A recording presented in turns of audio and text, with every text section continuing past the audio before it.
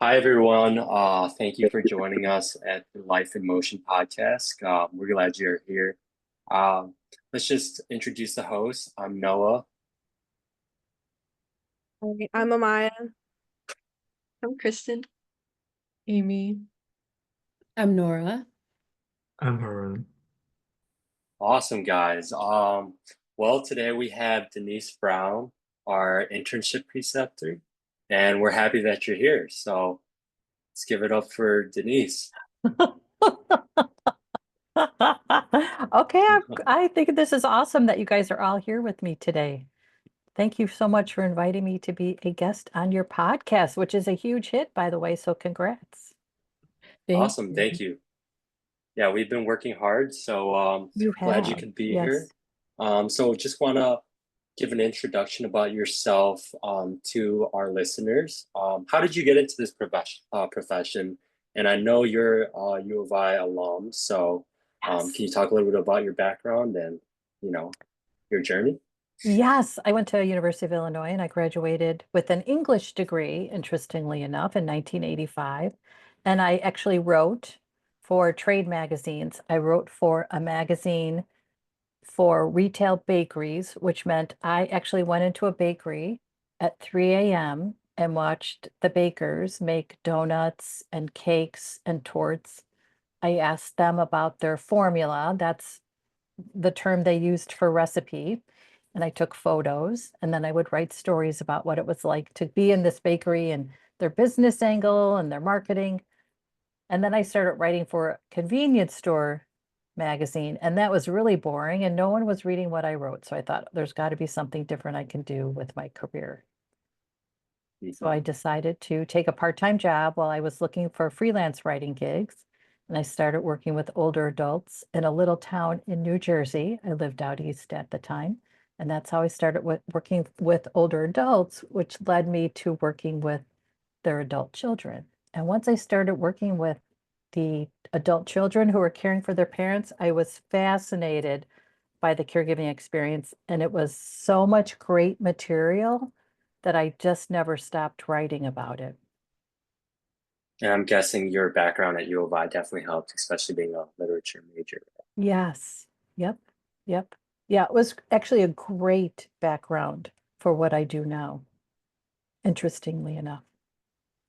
And compared to like a traditional career path, how does this career path differ from say your 9 to 5? Like what does your day-to-day look like? Well, I work too much. It is something that I know, and I try to stop, and then I end up working too much anyway. I think when you have a small business, you are always looking for how to make it better, how to enroll the next client. I have training programs, so I'm always in a marketing mode to enroll participants. I think you're always looking to make the impact.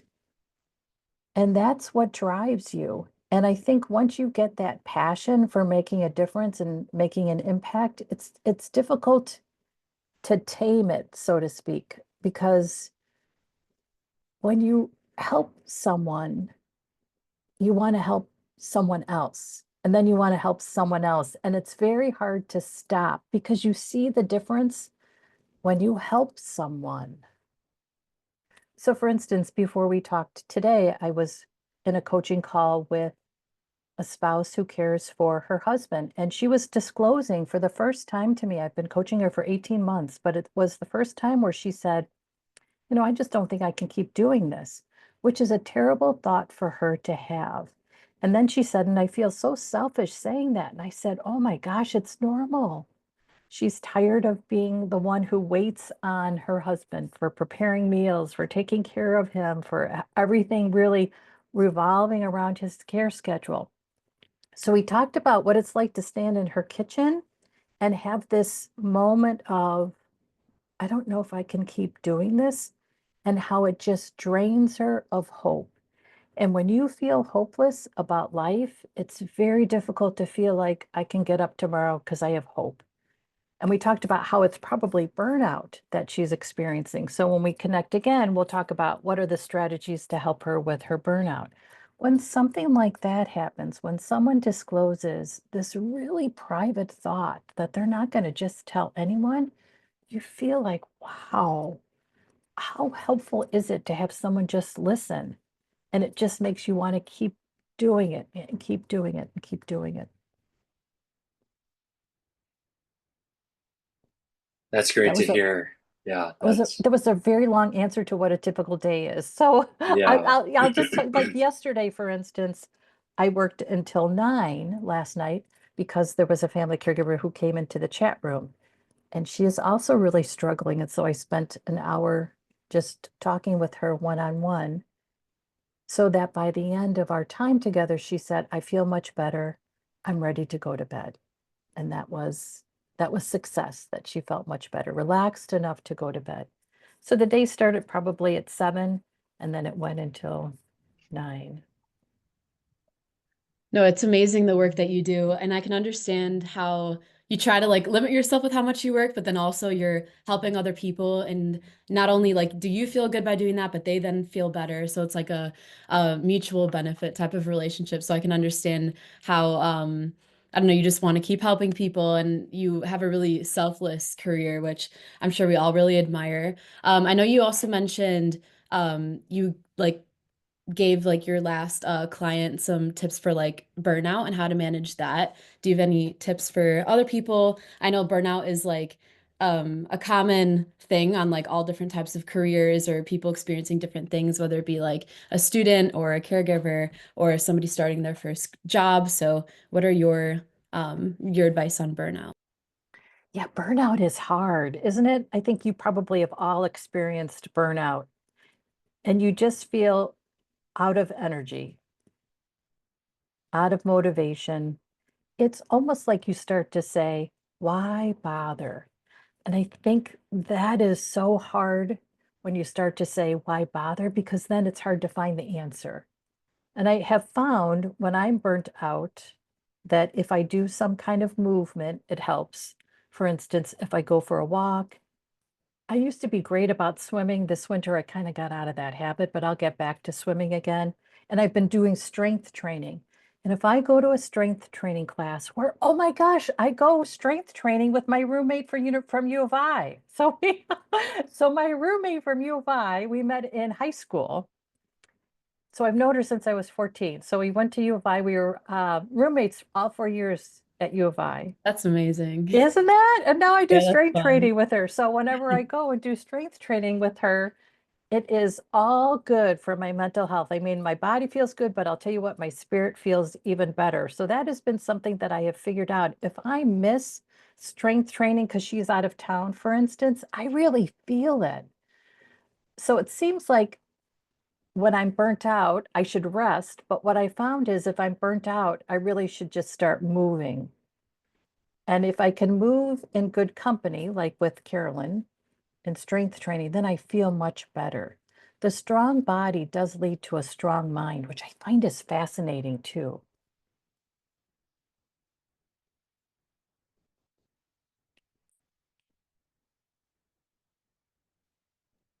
I really appreciate that advice. I think that it's interesting because like typically when you feel burnout, I mean, I know I tend to like want to feel maybe like I need a nap or something, but I definitely think it's great advice to like get going instead of stop moving. Um, and then on that note of just like general advice, we wanted to know what advice you would have for somebody who just started their caregiving journey. I'm sure that there is a lot of things to figure out and there's not one rule book. There's so many different like vast experiences and things that people are going through. So, yeah, I guess just for like first time caregivers, what is some of your advice on that? Yeah, so I'm just jotting down a couple thoughts. I think it's really helpful to find a good listener. It could be a friend, it could be a family member, it could be a professional. Someone who you can say, I'm standing in my kitchen feeling trapped, wondering how am I going to keep doing this? Like what my client said to me today. I think it's really helpful to have a good listener. And a good listener is someone who simply receives the story without judgment. And then they want to know more. They're not trying to talk you out of how you feel or try to help you find the gift. What's the silver lining? You know, people will say that to you. You think, my God, there is no silver lining. Stop asking me. There's none. Like, this is terrible. And it's helpful when someone sees that this is terrible. And they're able to say, no wonder you're exhausted. This is a terrible situation. You feel understood. And I think that in of itself for burnout is really helpful. And then I think when you start in a caregiving situation, you think, I don't need help right now. I don't need support right now. And the best day to build your help and support is really on your best day. And that could be early in your experience, just understanding what resources are available, what programs could help, connecting with others in a community so you have this tribe of people who get it. That's really important. Oftentimes we wait too long and then we decide to seek out help and support on our worst day. And you guys know this, like on your worst day, trying to figure out how to schedule an appointment, for instance, at McKinley for health services. It's like impossible. It's impossible. So on your best day, you want to build your help and support so it's available for you on your worst day. And I think we also have a tendency to minimize how we might feel during caregiving. I see this all the time where family caregivers will compare their experience to someone else's.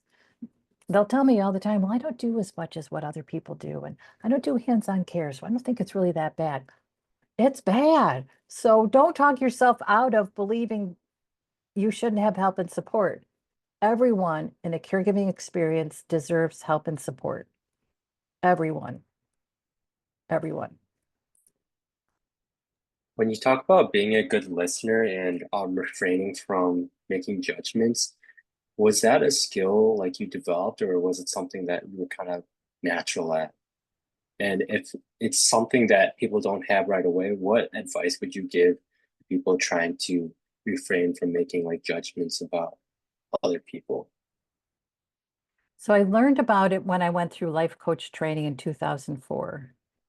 And you guys went through the certified caregiving consultant training. So you learned about the 3 core skills we use in communication, which is ask open-ended questions, offer a validation, which is a statement of understanding. Sorry, whenever I do my fingers, the balloons come, and then listening. And what I would observe over the years was what it looked like when someone felt heard versus when someone felt like they were judged and someone was trying to fix them. And when you feel heard, you could see the relief. Someone gets it. Someone understands me. And when you connect to someone who's listening and having a hard time because it's a painful situation and wants to jump in and fix, what happens is you feel wrong, like someone is trying to fix me. I'm wrong. When you're not wrong, it's the wrong situation. The situation is wrong. We're just trying to support you through a situation that just is really difficult, tragic, overwhelming, heartbreaking. It's not about you being wrong. And there's just the difference has always been amazing to me to experience people who feel heard and people who feel judged. And when I saw that, I really committed to being that listener who really connects to understanding what someone's experience is like. Tell me more. When is it the worst? What does it feel like when it's the worst? What do you do when it's the worst? It's hard when we experience people in a struggle because it's hard for us to see someone struggle and we want to take the struggle away. And the best way to take the struggle away is to listen, which is typically not a natural reflex for us. We just jump in with solutions. If someone asks for ideas or solutions, obviously offer them, listen first so they feel heard. Yeah, just basically everything definitely has resonated with me, especially when you were like making sure your support system is there before you need them because from experience it does get hard when you're like trying to like find the outlet and then it's like, well, shoot, I was fine yesterday, but now it's like very hard today. So that's great advice. With that being said, what do you usually say to people that feel like they're not doing enough, or they feel like they just have a lot going on themselves that it's hard for them to help as well? Yeah, that's the question I think every family caregiver thinks to themselves, which is, did I do enough? And it could be the question that haunts you at the end of the day, did I do enough? And if you think about how many individuals a family caregiver support, it is a lot. If they're working, they're supporting colleagues, a manager, teammates. In a caregiving situation, it could be at least one family member, one caree. They might have their own family, their spouse, their friends, plus other activities and interests that are important to them. And I think we all want to show up and feel like we are 100% for everyone. And it's hard when we feel like, I wasn't. And it even could be as simple as the dinner I served to the family tonight was just terrible because you didn't have time to actually make a good meal that you'd like to. And I think we have to really understand that defining enough changes day to day and minute to minute. And if we are just present in each moment, that's enough. If we are in a moment where we are, for instance, having a meal with our family, but we're worried about something else, then we're not with our family. We're with a worry. If we can stay present, then I think that can help us feel like, okay, I was enough today because I was present in my moments. It's also about setting boundaries too. And sometimes it's the boundary we set with ourselves, knowing that there's only so much we can do within a day. And it's okay if others have to wait for us for a few minutes. It's okay. Yeah, I really like all the points that you made, and I think it's something that you talked about before, but it is difficult dealing with the guilt of taking a break for yourself sometimes. So it is helpful to know that it's okay to do that. And um, I know that you mentioned right before that it's especially hard if you're someone who's caring for someone, but you also have a family that you have to take care of. And I was wondering what some workplace policies um are in place or should be in place for a caregiver, because often there's things for illnesses if you're the person in the hospital, but if you have someone at home and you're not necessarily the person who's immediately dealing with an illness, then what is there that you can have that helps? That's a great question. And when you guys are looking for your first job, for instance, that's something you can ask about what's the benefit package. An organization might have an employee assistance program, for instance, and through an employee assistance program, you can call anytime, day or night or weekend, and connect to someone who could do, for instance, information researching to find a program that could help, or make a referral to a program or a referral to a therapist.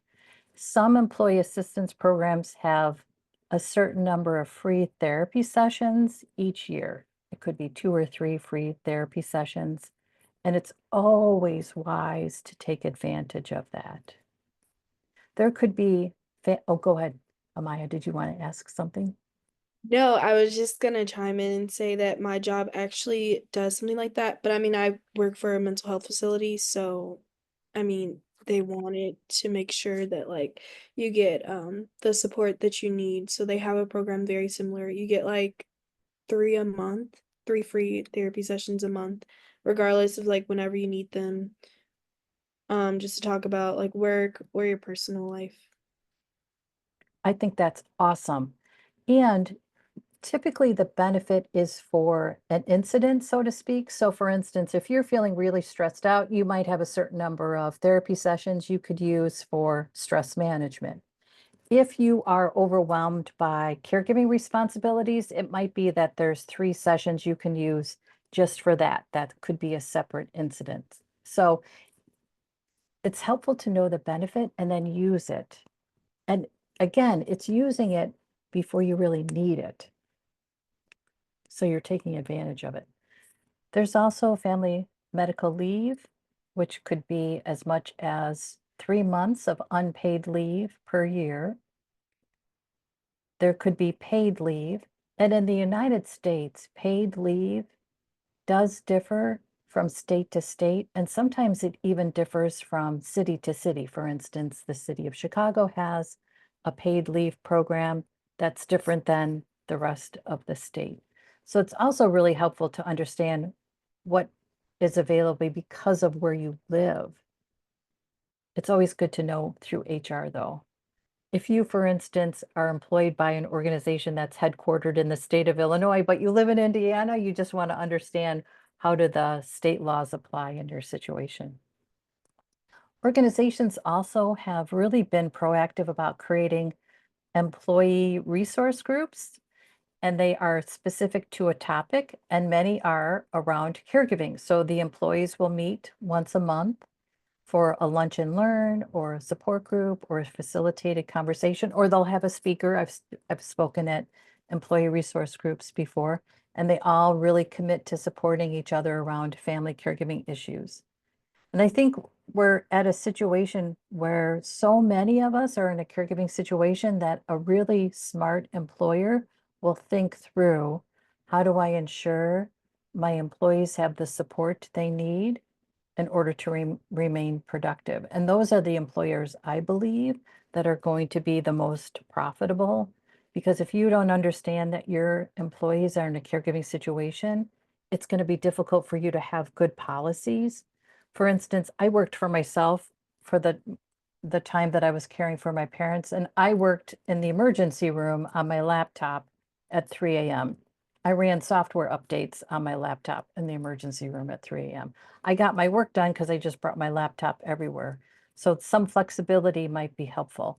It also depends on the industry. It depends on where you work, what kind of work, and what kind of industry your employer is in. But I really think an employer that's really proactive about thinking about how do we support those who are caring in the workplace so they can stay employed and stay productive and stay present to their caregiving responsibilities are going to be the ones that are the leaders and I really believe most profitable. Oh, can I just Yeah, mention I think one it's other? very important. Go. Sorry, Amy, go for it. Go for it. Yeah, I think it's important as an employee and an employer to understand what resources there are, but I know not all employers are very transparent with those resources. So sometimes it can be hard for employees to kind of find those, but I know a lot of people through storytelling kind of give information on those resources. And I know that's something that you also do. So I was wondering, what impact does your storytelling have in raising awareness about caregiving challenges? Yeah, that's a great question. And I think we all relate to a good story. And a good story creates a connection between the storyteller and the audience. We all have an opportunity to be a good storyteller at any moment in our day because we're always connecting with others. And if there's a story that is so compelling that someone hears, then it moves them to take action, to do something different, to be a part of a change. And I think that's the power of a story, when it actually encourages someone to do something different for themselves, for others, for themselves and others. And when we can do that, that's how we can change the world. I mean, you guys probably have all thought about a movie you saw, for instance, where the story was so moving for you that you thought, I think about this situation differently. I have a different perspective because of that. That's really powerful. And I think for family caregivers, that is one of the ways that we can really create the impact by sharing the stories. And especially now, because we know politically, well, it's not even a political situation. I guess if we just think about what's happening right now, our current administration is really making a lot of cuts to programs, and those cuts are going to impact all of us in one way or another, including family caregivers. And what we're one of the initiatives that I just started is really collecting the stories about how those cuts impact family caregivers. Because you see it on the news. Oh, the administration announced today that they're laying off 10,000 employees, but we don't see then what happens when that employee goes home. That's one of the challenges actually in a caregiving situation is it's very private. It's behind the front door of someone's house. And when we tell a story about what happens in a caregiving situation, it's like we open up the door to show someone what it's like in someone else's house. And when they see that and experience that, and when it lands in such a way that you think, wow, is that hard and unfair? That's how we can make changes.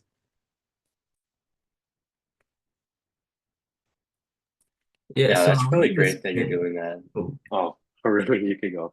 okay. I was actually going to speak about some else that she was talking about earlier. Do you want to talk about this part first? No? Oh, well, I just wanted to say, yeah, I didn't really think about, like when workers get fired, you never know if they're actually caring for someone. So if they're put in that position, especially if they're like already feeling burned out, like that could definitely be worse. So like bringing that awareness is really big, honestly. So So I wanted to ask about something you mentioned earlier, regarding like, if you're sitting with your family and you're thinking about work, you're not really with your family or with your work. Um, I find that during more stressful times and obviously when we have more on our plate, we tend to think about that stuff a lot more and we kind of it's really hard to stay present. And I was wondering if you had any practical tips or yeah, practical tips to kind of dealing with that. Yeah, because it requires focus. And Yeah. our worries are really loud. Hmm. Our stress is even louder. And it's what's happening in our head that really can turn our focus away from what's right in front of us. I've actually found listening is a really helpful way to stay focused. And it's just really zeroing in on what is someone telling me right now? What can I learn right now by listening? What can I observe in this moment by being present to the moment? Something else too that I have done that is, I found it helpful, and I actually did it for a different reason. I was connecting to a colleague who has a stutter, and I wanted to be able to have a comfortable conversation with her, which meant I needed to be relaxed and give her whatever time she needed during the conversation.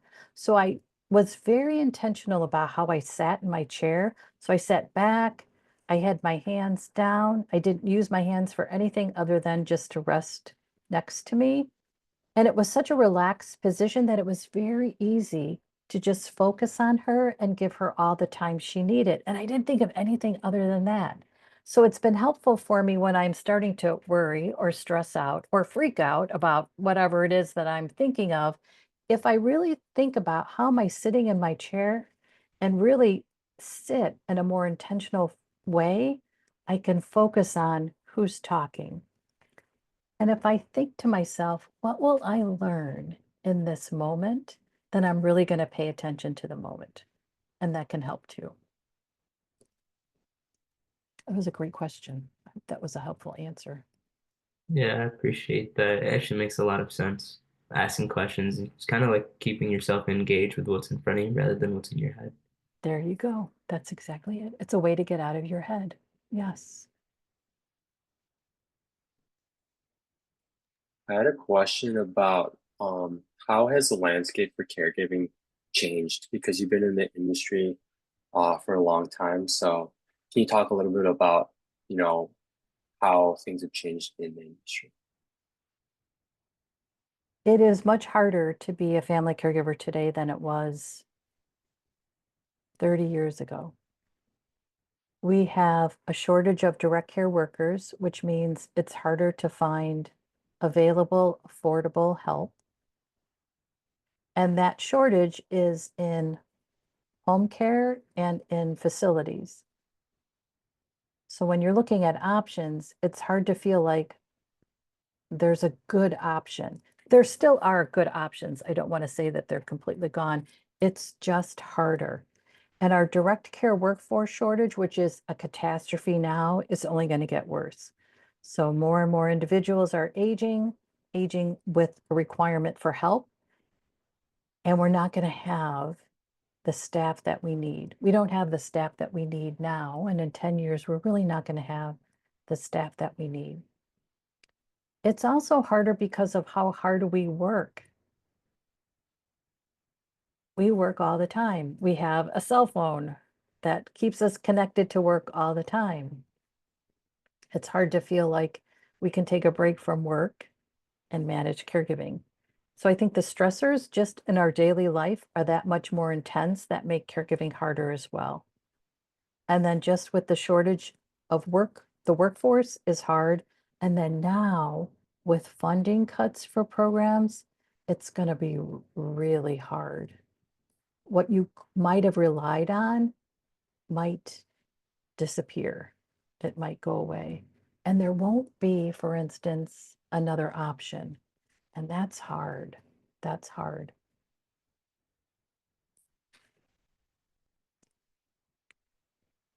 I was going to ask, do you see any like innovative solutions that are trying to help right now? And like, if so, can you talk a little bit more about them? I just started using an app called Snug. And the reason I started using it is because I live alone and I started thinking, what if something happens to me? I'd like someone to know. So I heard about this app, and actually it was because of Gene Hackman. So the situation where he and his wife died and were alone in their home after they had died for a couple weeks before someone found them really spurred a lot of media attention on what do we do to keep people safe at home and what do we do to be alerted when something happens. So I heard about this app called Snug, and it's actually really cool. And it's a way to check in the morning just to it's connected to my brother and sister. They don't get an alert if I check in, but if I don't check in, they get an alert and then they can reach out and then they can call 911 if it feels like an emergency.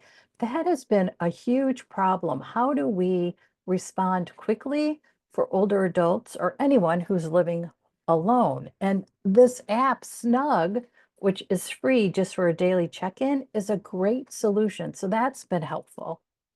And I think actually technology like the Ring camera is really helpful because now there's an indoor camera and it can be helpful just to keep eyes on someone. It's not about invading privacy. It's just about making sure that someone is safe. So for instance, a colleague had cameras installed in her in-laws' home, but her in-laws would just put a blanket over the camera until they were in a situation where they just wanted to make sure that they were okay so she could see that they were okay. It's kind of an odd way to still keep privacy and independence at the same time, but it worked for them. So I think that kind of technology is really helpful. Trying to think of what other examples. There's probably some that I'm forgetting. I think there's also a necklace called Life Alert that I know a Yes, lot of right. older individuals Yes. wear. Yep. And there's been, oh, you know what it is? It's Apple Watch, which is the next evolution of something like Life Alert. So I am part of a church guild, and I joined the church guild when my mom was alive because I wanted her to go to meetings. And then I continued after she died because I'm the youngest by, honest to goodness, about 25 years. So the women in this church guild are all in their late 80s and 90s, and they live independently or with a spouse, and they wear an Apple Watch. And they wear an Apple Watch because of fall detection and because it's easy to alert in case of an emergency. That is technology that's making it better for all of us to maintain independence while being connected to help and support when we need it. And I think it's interesting to sit in a guild meeting with women who are in their late 80s and 90s, and they all have their Apple Watch and they are all checking their email messages that are coming through or their text messages. It's really amazing. And it reminds me that we can keep up with advances in technology as long as we live. And that sometimes there's myths around what happened when we get older, that we're not as attuned to technology. And that is not the case. That is not the case. We can learn something and use it and have it part of our daily life as long as we live. Yeah, that app, like the Life Alert, the Apple Watch, especially, just like all the emerging technologies are super useful. And I think that like they're only getting more creative. And I didn't know there was like a fall detection on the Apple Watch. Like that's such a cool Yes. feature. That's Yes. amazing. And Yes. I recently met with Dr. Wendy Rogers. She does research here at U of I, and she told me that through her like projects at her research, she like sends packages to older adults that may be like living alone or like have some sort of disability. And in those packages are like things like Alexa and just like other like types of like modern technologies that can help them in case they need something. So I find it so interesting that like she does that and that like all these technologies are like emerging and everything. And then based on like what you said earlier, I know I'm kind of like jumping around, but a lot of what you said kind of resonated with me because like my family caregave for my grandmother and my mom had to put her life on hold like voluntarily to care for her, and she always asks me like I don't know if I did enough and whatnot, and like the grieving process in general is just like so real, and it's interesting because sometimes we'll look back at a moment and we'll laugh, sometimes we'll look back and we'll cry. So there's still like 3 years after her passing, there's still like a lot of conversations that we still have about things. But I was just wondering, as like maybe this could be like one of our last questions, but what are kind of like the main like highlights or like the process of like grief that people could be like aware of, kind of just like different stages, and then also then coming off of that, just like healthy ways that people can go through the grieving process either while caregiving or after the person that they're caregiving has unfortunately passed away. I know it's a loaded question. Well, and grieving starts when a family member is diagnosed or when you notice that there's something happening with a family member that just seems off. So Oh, grieving is throughout the caregiving experience. You're grieving on a regular basis when you see a disease progression, when you get news that there is another decline, when you see someone struggling. And in a caregiving situation, you feel like you're watching someone disappear. right. And it's such an odd experience. And the grief is ever present. And it's your caree is grieving because of all the losses in their life, their loss of independence, their loss of good health. And then you're grieving. And I think in caregiving, we have a tendency to put a mask on so that we don't upset our caree. Mm-hmm. We don't want our caree to see that we're stressed or struggling or upset or sad. So we have a tendency to kind of fight, pull it back. And I think we have to allow ourselves moments to feel it because it's really hard. It's really hard. And I think the more opportunity we give ourselves to grieve during, I think it helps us then when we're grieving after. I think the grieving experience is interesting. Sometimes anger is a part of it. Sometimes shock is a part of grief. Sometimes tears are a part of grief. And I think it just depends on the day what the grief reaction is. There are some days where you feel okay, and then some days you feel like, oh my gosh, this is so hard. I didn't realize it would be this hard. And I think, especially after caregiving, you can be surprised at what you miss because you might have just cursed some things you had to do during caregiving. And then when it's over, you think, oh, if I could have just done this one more time, or if we had one last chance to do this again. And I think that's when you can start to flirt with regrets a little bit. And it's important to work through judging yourself during caregiving, after caregiving, especially because after caregiving, you might have had some sleep. During caregiving, you didn't.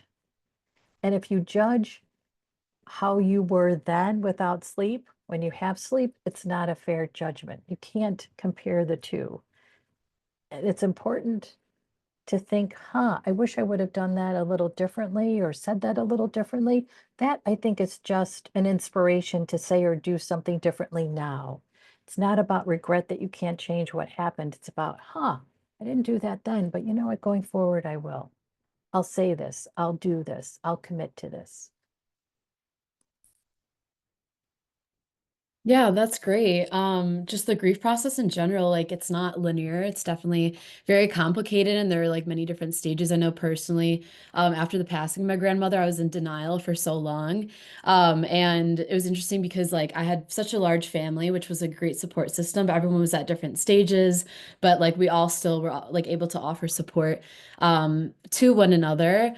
And I was just also wondering like for listeners and people who are watching this episode, where can they find your resources or if they're wanting to immediately just or like to start like getting into different resources, where can they begin? Yes, that's a great question. They can go to our community, and the website address is caringourway.com. And you can join chats that we have.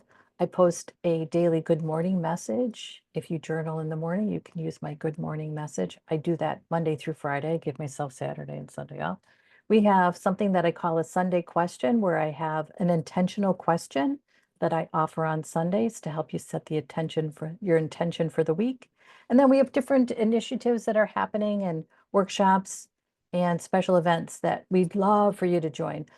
We really do believe that anyone who joins our community contributes to our community. And we want you to know that your contribution is important.